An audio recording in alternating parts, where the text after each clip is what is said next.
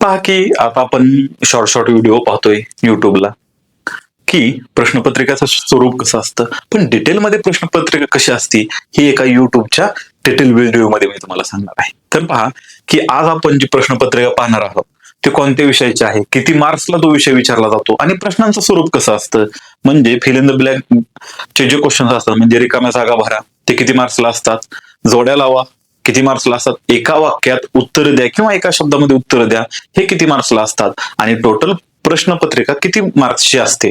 तर ह्या गोष्टी आपण डिटेलमध्ये पाहूया. तर सुरू करूया की आज जो विषय घेणार आहोत आणि ज्या विषयाची आपण प्रश्नपत्रिका पाहणार आहोत तो आहे science and technology part first, म्हणजेच विज्ञान आणि तंत्रज्ञान भाग 1. पहा हा यम आहे म्हणजे काय, ते मराठी मीडियमचा आहे. ठीक आहे, मराठी माध्यम.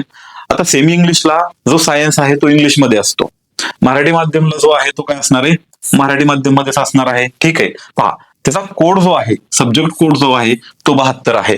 ठीक आहे, पहा मग इथं काय असणार, तुमची एक्झामची डेट दिलेली आहे, टाइम किती आहे तुम्हाला, 2 तासाचा वेळ असतो हा पेपर सोडवण्यासाठी. पहा पेजेस पेपरचे दिलेले आहेत 12 आणि हा जो पेपर आहे तो 39 गुणांचा पेपर आहे. पहा की हे सुरुवातीला तुम्हाला हे असणार आहे, हा तो तुमचा काय बैठक क्रमांक तुम्ही लिहायचा.